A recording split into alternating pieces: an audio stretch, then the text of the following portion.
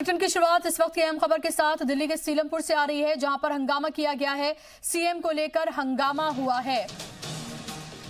तो दिल्ली के सीलमपुर में हंगामा हुआ है, सीएम को लेकर हंगामा किया गया है।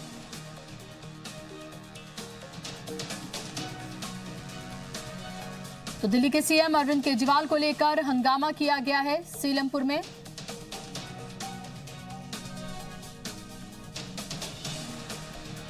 और हम आपको बता दें कि इस वक्त की अहम खबर सीएए को लेकर हंगामा किया गया है दिल्ली के सीलमपुर में। इस वक्त की अहम खबर हम आपको बता रहे हैं, सिटीजनशिप अमेंडमेंट एक्ट को लेकर हंगामा किया गया है और जबरदस्त हंगामा हुआ है सीलमपुर में सिटीजनशिप अमेंडमेंट बिल को लेकर। और लगातार पूरे मुल्क के अलग अलग हिस्सों से इसी तरह की खबरें आ रही हैं। दिल्ली के सीलमपुर से यह खबर आ रही है, जहां पर सिटीजनशिप अमेंडमेंट एक्ट को लेकर हंगामा हुआ है। लगातार एहतजाज और मुजाहरों का सिलसिला जारी है।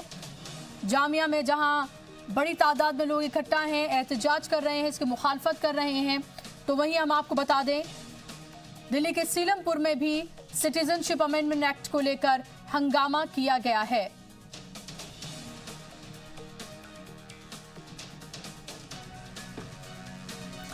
मुल्क भर में अलग अलग जगहों पर अलग अलग रियासतों में हंगामा किया जा रहा है। अलग अलग यूनिवर्सिटीज में, मुल्क की कॉलेजेस में एहतजाज किए जा रहे हैं और लगातार लोग सड़कों पर हैं। ये मांग कर रहे हैं कि इस बिल को वापस लिया जाए, ये आईन के खिलाफ है। आप मजहब के हिसाब से किसी को शहरियत दे और ले नहीं सकते हैं। और ख़ास तौर पर लोगों की मुखालफत ये भी है कि जब इसे एनआरसी से जोड़ा जाएगा तो जाहिर सी बात है इसका अगर किसी को नुकसान होगा तो इस मुल्क की माइनॉरिटी यानी कि मुसलमान है। और लगातार इसको लेकर एहतजाज मुजाहरों का दौर जारी है। पूरे मुल्क भर में मुजाहरे हो रहे हैं, अलग अलग रियासतों में, शहरों में इसकी मुखालफत की जा रही है। अलग अलग कॉलेजेस में, यूनिवर्सिटीज में इसकी मुखालफत की जा रही है। लोग सड़कों पर हैं, एहतजाज कर रहे हैं और लगातार अपनी मांगों को रख रहे हैं।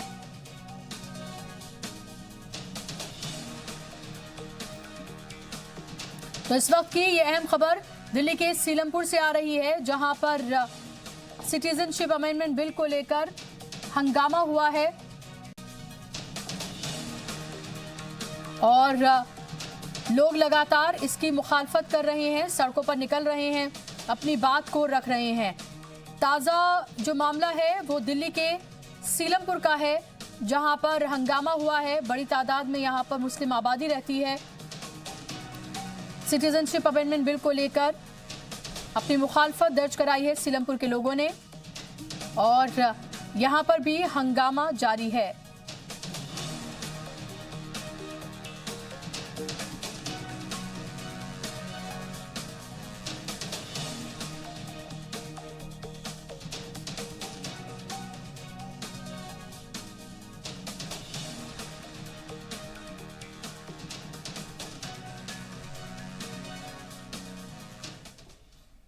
खबरों में आगे बढ़ेंगे। सुप्रीम कोर्ट का जामिया मामले में दखलंदाजी से इनकार, अर्जी गुजारों को इस मामले में हाई कोर्ट जाने के लिए कहा गया है।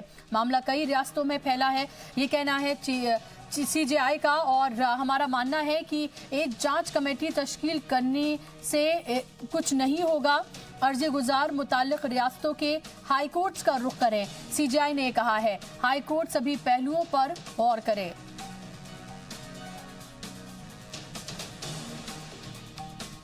तो सुप्रीम कोर्ट ने इस मामले में दखलंदाजी से सीधे तौर पर इनकार कर दिया है। अर्जी गुजारों को इस मामले में हाईकोर्ट जाने के लिए कहा गया है कि मामला कई रियासतों में फैला हुआ है।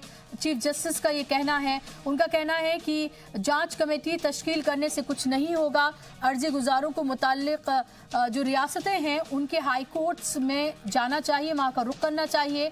हाई कोर्ट सभी पहलुओं पर गौर करे। कई अर्जियां दाखिल की गई थी जामिया में, जिस तरह से तशद्दुद हुआ उसको लेकर, और जिस तरह से स्टूडेंट्स के साथ बर्बरता की गई, उसको लेकर कई अर्जियां दाखिल की गई थी सुप्रीम कोर्ट में और आज इसको लेकर सुनवाई होनी थी। लेकिन हम आपको बता दें कि सुप्रीम कोर्ट ने इसमें किसी भी तरह की दखलंदाजी से इनकार कर दिया है। उनका ये कहना है कि जो अलग अलग रियासतें हैं, क्योंकि मामला मुख्तलिफ रियासतों से जुड़ा हुआ है, उनकी हाई कोर्ट्स में जाकर अपील की जाए। सुप्रीम कोर्ट इसमें फिलहाल दखलंदाजी नहीं करेगा। हाई कोर्ट सभी पहलुओं पर गौर करे, ये कहना है चीफ जस्टिस का।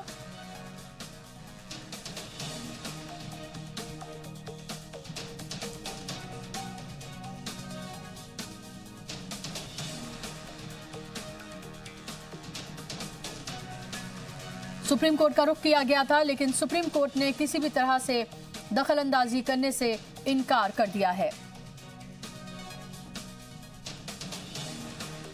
और जामिया मामले में मुजाहिरे ने फिर रफ्तार पकड़ ली है। ओखला इलाके के सभी इमाम जामिया पहुंचे हैं। बड़ी तादाद में लोग भी जामिया में मौजूद हैं और अभी भी एहतजाज मुजाहिरा चल रहा है। पीसफुल मुजाहिरा किया जा रहा है। तमाम चीज़ों को लेकर एहतियात बढ़ती जा रही है।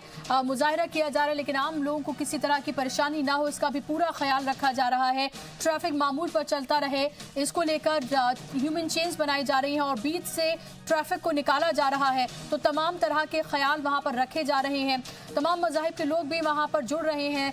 सिख समुदाय से जुड़े लोग वहाँ पर, मजहबी जो गुरु हैं वो वहाँ पर पहुँचे हैं। इसके अलावा दूसरे मज़ाहिब के लोग भी बड़ी तादाद में वहाँ पर इकट्ठा हैं। दूर दराज इलाकों से भी लोग जामिया के इस प्रोटेस्ट में शिरकत कर रहे हैं, क्योंकि उनका कहना है कि जो भी जामिया के स्टूडेंट्स के साथ हुआ वो बेहद गलत था। किसी भी तरीके से इसको बर्दाश्त नहीं किया जाएगा। और न सिर्फ स्टूडेंट्स बल्कि आम लोग भी लगातार वहाँ पर जुड़ रहे हैं, इकट्ठा हो रहे हैं, मुखालफत कर रहे हैं। मुखालफत CAA की हो रही है, NRC की हो रही है और उसके साथ साथ जामिया स्टूडेंट्स के साथ जिस तरह का बर्ताव किया गया, पुलिस की तरह से जिस तरह से जुल्म किया गया, उसको लेकर भी आवाज उठाई जा रही है।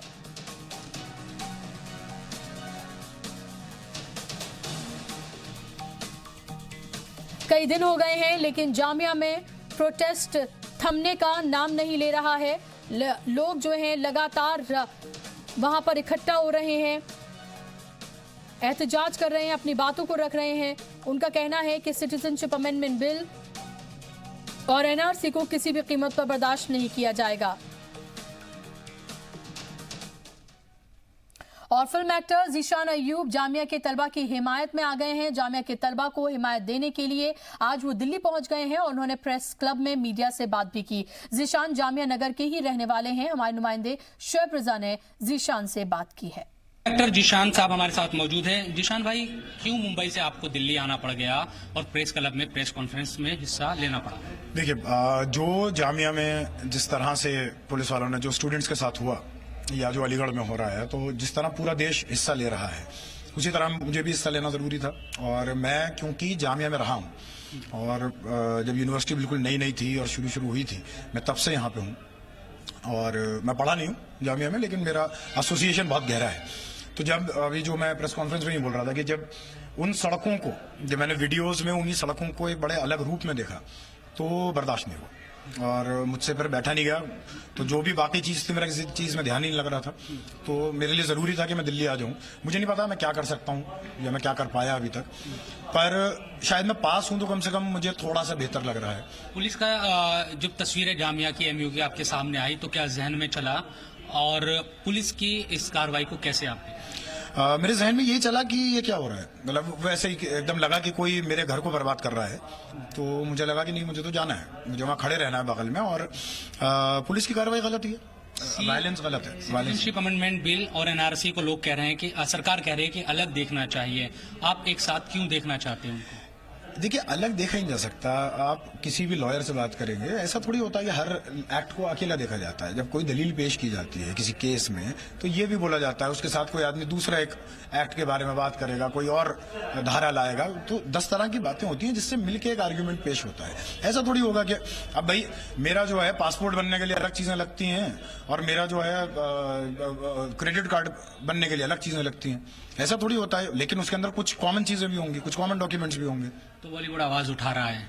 बिल्कुल बिल्कुल, और मतलब बॉलीवुड का पूरा देश आवाज उठा रहा है, और बॉलीवुड में जितने सेंसिबल लोग हैं, और इस टाइम तो खैर बहुत सारे हैं, और सब लोग बढ़ बढ़ के आ रहे हैं सामने। और शुक्रिया बात करने के लिए। तो जीशान, क्योंकि जामिया इलाके में पूरा परिवार रहता है, जीशान का वो खुद रहे हैं और आज दिल्ली पहुंचे और उन्होंने जामिया में जो पुलिस का एक्शन हुआ है उसकी मजम्मत की है।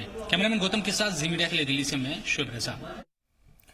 और हम आपको बता दें कि बॉलीवुड भी इसकी मुखालफत में आ गया है। लगातार बॉलीवुड की तरफ से ट्वीट्स किए जा रहे हैं और ये कहा जा रहा है कि स्टूडेंट्स के साथ जो हुआ वो किसी भी तरह से बर्दाश्त नहीं किया जा सकता है। डेमोक्रेसी में लोगों को अपनी बात रखने का पूरा हक है, और जो एजिटेशन है, एहतजाज जो है, वो डेमोक्रेसी का हिस्सा होता है। स्टूडेंट्स अगर अपनी बात को नहीं रखेंगे, एहतजाज नहीं करेंगे उन चीज़ों को लेकर जिनको लेकर उनकी मुखालफत है, तो आखिर फिर कौन करेगा। तो जामिया मिलिया इस्लामिया और AMU में हुए मामले को लेकर दिल्ली के प्रेस क्लब में उन तलबा ने प्रेस कॉन्फ्रेंस की जो पुलिस की कार्रवाई से जख्मी हुए थे। इस दौरान तलबा ने दिल्ली पुलिस पर कई इल्जामात लगाए। तलबा ने जामिया कैंपस में घुसकर की गई पुलिस की कार्रवाई की जांच की मांग की। इस प्रेस कॉन्फ्रेंस में कई समाजी लोग भी मौजूद थे। कॉन्फ्रेंस में आए जामिया और AMU के तलबा से हमारे नुमाइंदे शुएब रजा ने बात की।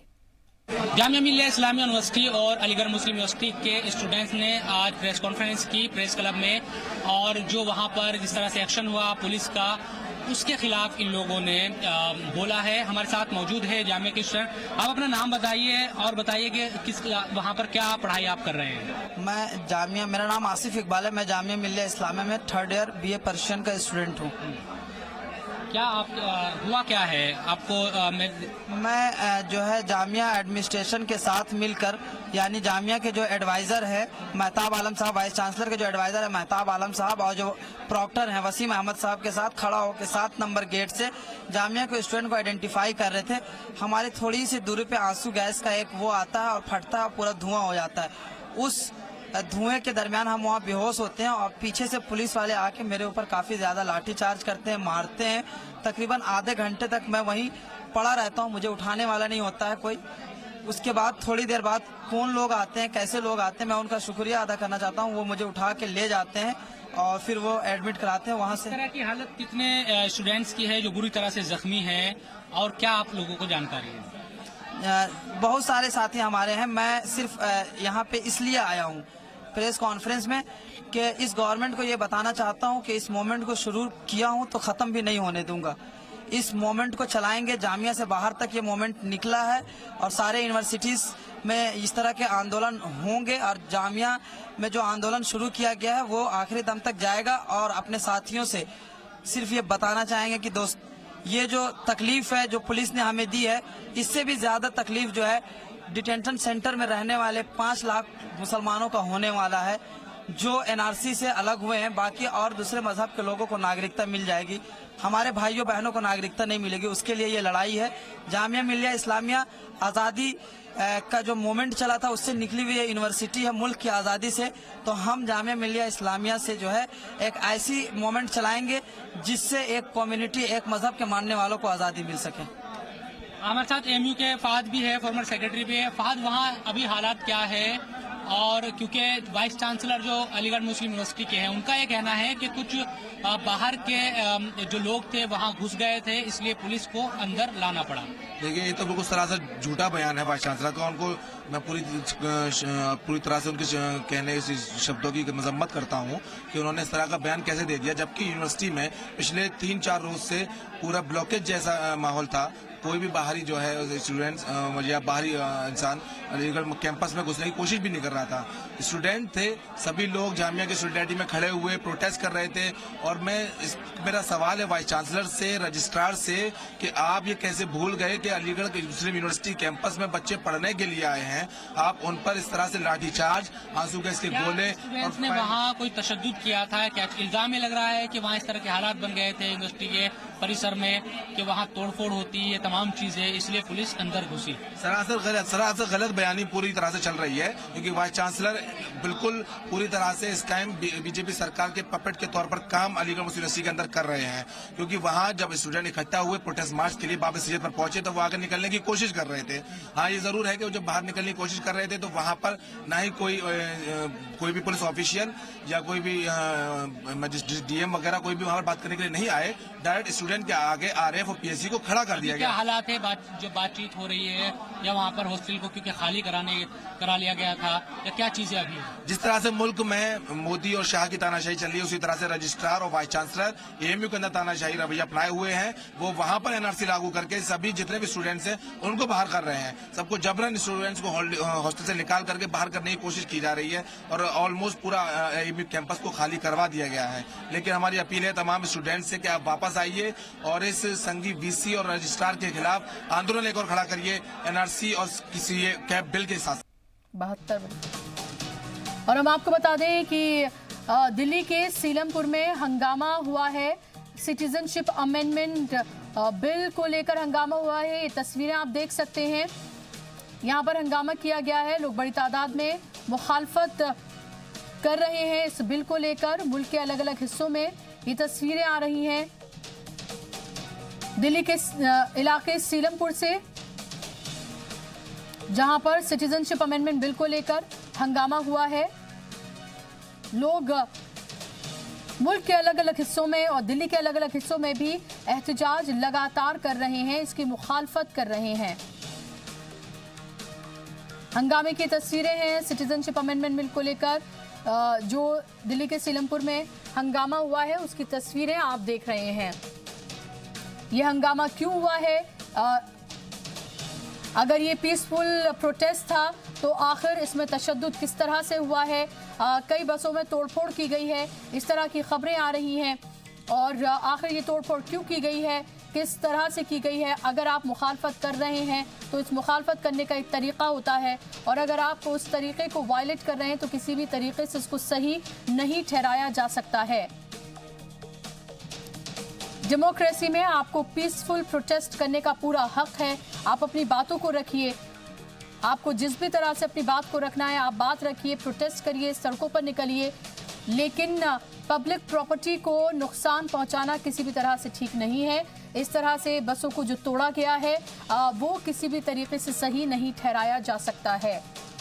लेकिन देखने वाली बात ये होगी कि आखिर ये नौबत क्यों आई है, क्यों ये सब कुछ किया गया है, क्यों बसों में तोड़फोड़ की गई है, इसके पीछे की वजह क्या है। जब ये मार्च, ये एहतजाज हो रहा था तो आखिर फिर इस सब के बीच ये बसों में तोड़फोड़ क्यों की गई है, ये अहम सवाल है।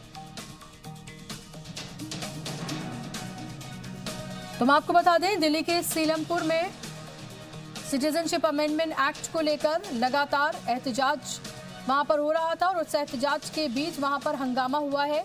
ये भी बताया जा रहा है कि कुछ बसेस में तोड़फोड़ भी वहां पर की गई है।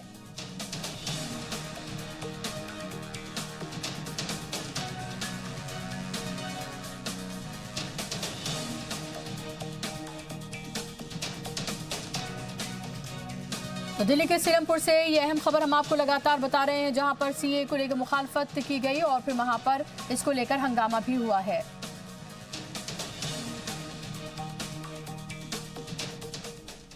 उत्तर प्रदेश में जगह जगह शहरियत कानून की मुखालफत में एहतजाज का सिलसिला जारी है। कई जगहों पर इन एहतजाजियों ने पुरतशद्दुद एहतजाज भी किया है। अलीगढ़ और लखनऊ के बाद मऊ में भी कल तशद्दुद भड़क उठा था। मऊ में हुए तशद्दुद में मुजाहरे को लेकर यूपी के जो डिप्टी सीएम हैं केशव प्रसाद मौर्य ने कहा है कि सीएए के मामले पर जो भी लोग सियासत कर रहे हैं उन्हें मुस्तकबिल में बहुत नुकसान होगा। जी मीडिया ने डिप्टी सीएम केशव प्रसाद मौर्य से खास बातचीत की है।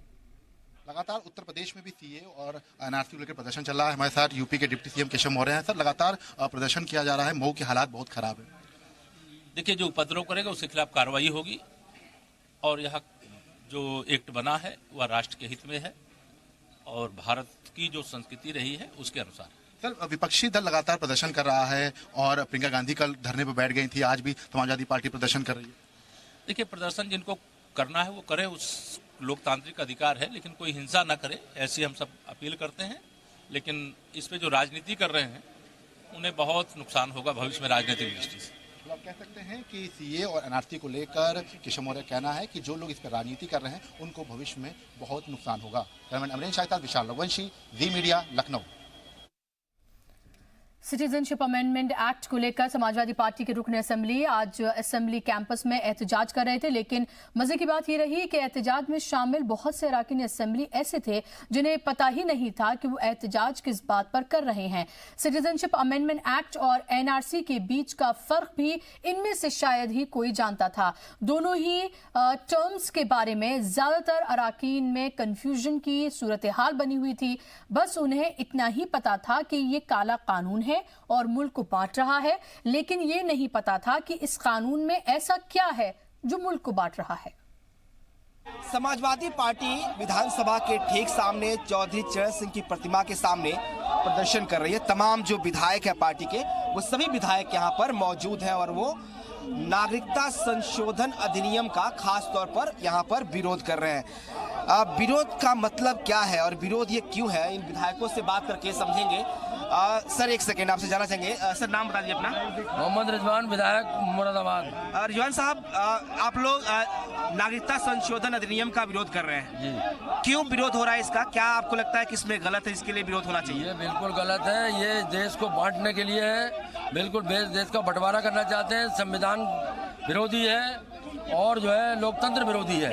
एक तो नागरिकता देने के लिए है, तो इसको बांटने वाला हम कैसे कहेंगे और क्यों बांटने वाला कैसे नहीं कहेंगे? सन 71 से लेकर 70 साल के बाद में जो है इस तरह की वो हो रही है। जो लोग एस्टेब्लिश हो चुके हैं, सब कुछ हो चुके हैं, उनको जो है निकाले जाने की जो साजिश हो रही है, ये या तो फिर सबको हो एक निकालने जाने की बात तो एनआरसी में है, ये तो नागरिकता देने के लिए अधिनियम बनाया गया है। नागरिकता उन दोनों को देने के लिए है, नागरिकता देने की बात है तो सबको समान कानून बना है। अच्छा। खाली एक ही बार को देने की नागरिकता कौन सी बात हो गई? तो आपको लगता है कि जो पाकिस्तान अफगानिस्तान के भी मुस्लिम है उनको भी नागरिकता नहीं, उनसे हमारा कोई लेना देना नहीं। ये तो उन्हीं के लिए है ना? नहीं, उनसे हमारा कोई लेना देना नहीं है। हमारा लेना देना तो यहाँ वालों से है। यहाँ के लिए तो कोई खतरा नहीं है। कहाँ के कागज कहाँ से इकट्ठे करेंगे, कहाँ से सबूत लाएंगे? वो एनआरसी की बात कर रहे हैं आप?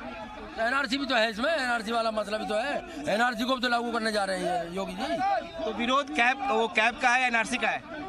कैब का भी है, एनआरसी का भी है, तो सबका विरोध है। कानून है, इसके बारे में जानते हैं? कानून के सब जानते हैं, लेकिन इनसे ये पूछिए कि ये देश में मुस्लिमों ने खून नहीं बहाया था? इस देश को आजाद करने के लिए क्या मुस्लिमों को खून नहीं बहा था? जिसका विरोध आप लोग कर रहे हैं उसको आप लोग जान रहे हैं कि बढ़िया?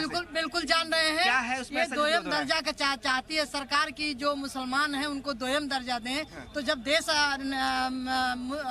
गर्दिश में था और देश गुलाम था, उस समय तो किसी ने नहीं कहा कि आप खून देश के लिए न लड़ो। जब देश के लिए हम हिंदू, मुस्लिम, सिख, ईसाई सभी लोग मिल करके लड़े, फिर नागरिकता संशोधन की बात तो होनी ही नहीं चाहिए। आपको लगता है कि अफगानिस्तान, पाकिस्तान और बाकी देशों के जो भी मुस्लिम हैं उनको भी नागरिकता मिलनी चाहिए? बिल्कुल मिलनी चाहिए। भाई कानून में सब गलत क्या है वही पूछ रहा था मैं। गलत ये है कि एक तरफ उनको कहा जा रहा है कि उनको आमद है और हमें कहा जा रहा है बाहर निकालो। एक देश एक कानून होना चाहिए, एक संविधान, एक देश एक कानून, हमारा ये कहना है। अच्छा, तो आपको लगा कि इसके आने से आप लोग को निकालने की बात हो रही है? अगर बात नहीं होती तो पूरा देश एक प्लेटफार्म पर क्यों आता? ये देश तो सेकुलर है, यहाँ तो सब धर्म बराबर है, तो क्या आवश्यकता है?